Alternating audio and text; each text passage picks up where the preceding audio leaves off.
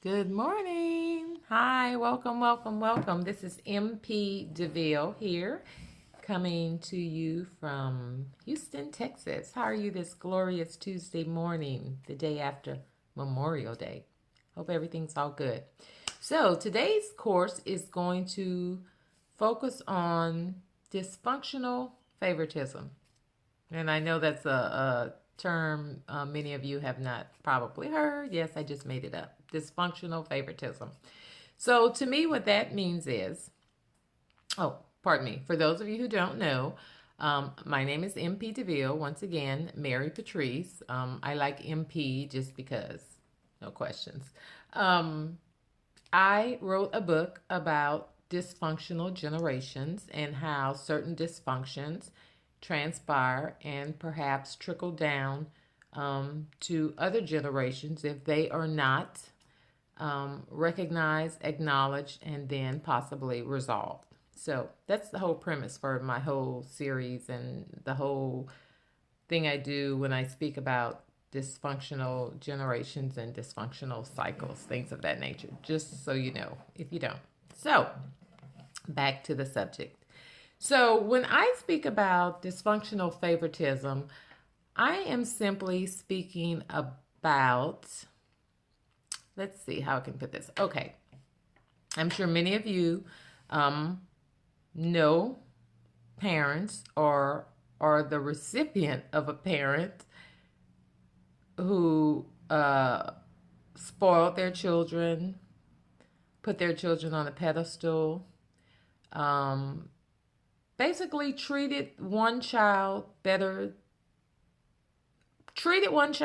praised one child more than the other child. So I've seen this personally within my family, and I've seen it within other families. There are many mothers and fathers who will show favoritism towards one child versus the other child. And for many, although they think it's a good thing to do, perhaps the child is talented in music, or perhaps the child is talented in football, or perhaps the child is talented in academia. Whatever the case is, no child is better than the other child. All children have their own unique qualities, and I believe all children should be treated with the same love, compassion, respect, and honor. I really do. I have 3 children, and I don't treat any of them any different than I treat one. If one of them messes up, I'm gonna call them. I'll call one out. I'll call them all out. If they do good, I'll call one out. I'll call them all out. One is no better than the other. I love all 3 of my children equally.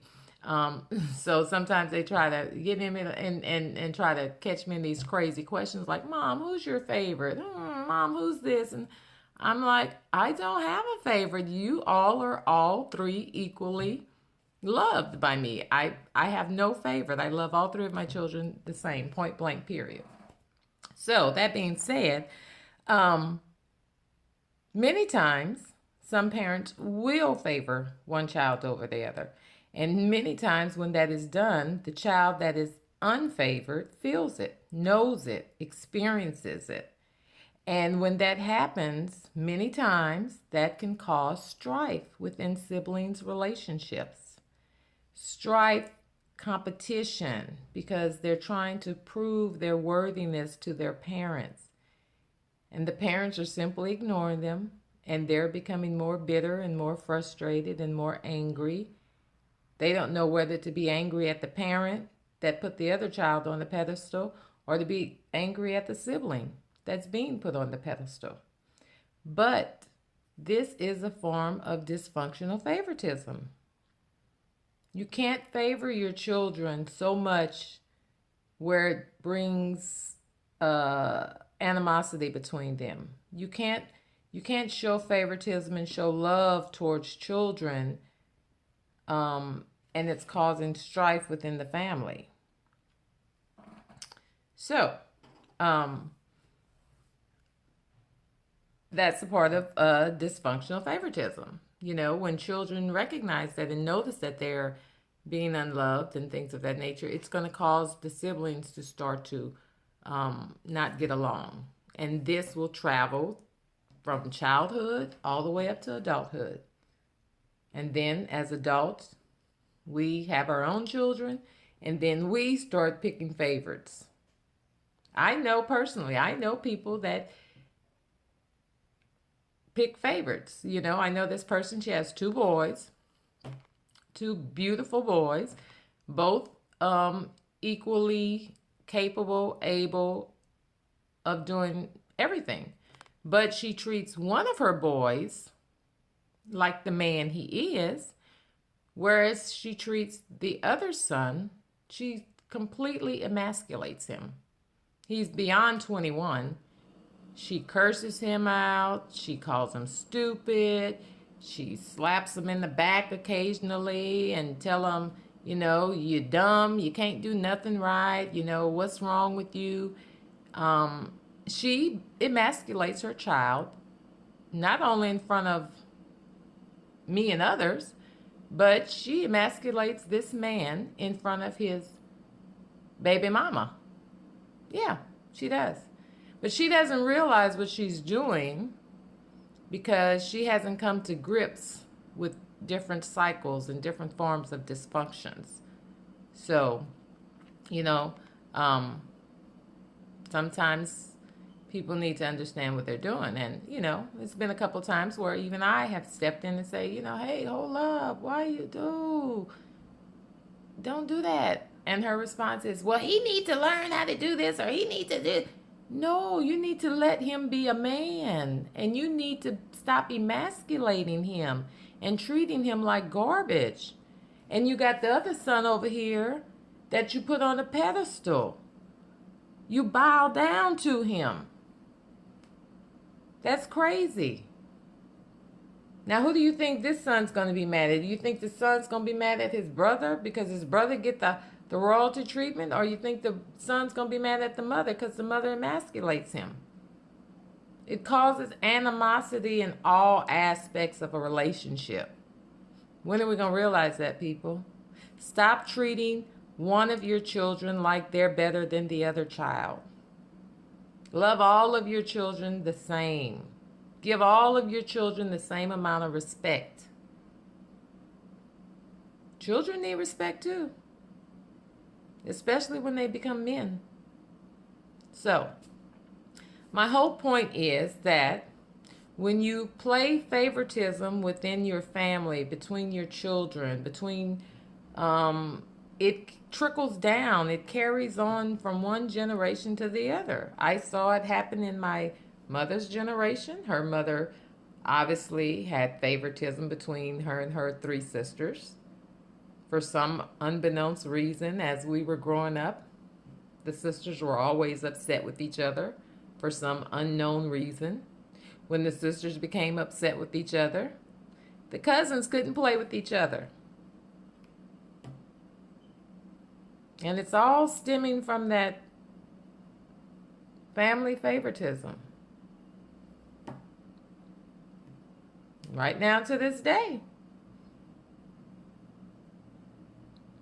Aunties not talking to each other because someone feels a certain type of way since childhood. It's crazy. But it's cycles, people. It's dysfunctional cycles that we have to pay attention to. So the moral of the story, the point of the talk today is simply don't have favoritism between your children, because that's going to cause strife within your family. That's going to cause strife between your siblings. You talking to one of your children down about your other children, how does that make that person that you put on that pedestal feel? Think about that. How does it make them feel to think, dang, my mother treats me like a queen, but yet treats my sister like the, what is it, Cinderella? The maid. Disown her, don't talk to her, don't invite her to functions. Because she's not the favorite child. The favorite child is She gets invited to everything. She knows everything. She's in her mother's life fully and totally. But the unfavored daughter isn't. The other sister, one son is on a pedestal, treated like a king, treated like a queen, king, flowers thrown on his feet. The other child, cussed out, told you ain't shit. Get your life together. But until you do that, I'm going to emasculate you. You know where it stemmed from? They saw it growing up. They saw their mother treat their siblings with favoritism. They carried the cycle on down. Now they're doing it. Let's hope their children don't grow up to do it. Okay? So, life is real, people. It's all about whether we're willing to face up to it and understand it and recognize it and change it and admit it to ourselves that we're doing it. Until you do, you're going to keep doing it. So, that's my little tidbit of Tuesday's thought today on dysfunctional favoritism. Okay? So, in the meantime, in between time, have a glorious Tuesday, and I will see you tomorrow. Mwah.